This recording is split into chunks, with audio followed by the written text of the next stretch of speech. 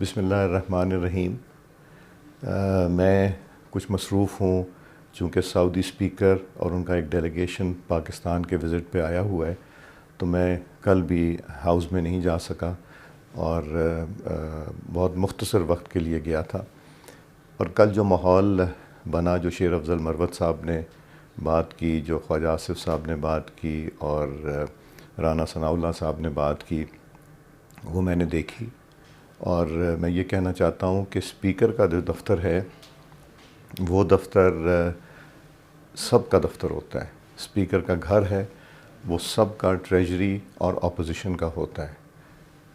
Speaker کے دروازے ہر وقت اپنے ممبران کے لیے کھلے ہوتے ہیں، چاہے کوئی میٹنگ ہو یا نا میٹنگ ہو، مگر ممبران کے لیے ہمیشہ کھلے رہتے ہیں۔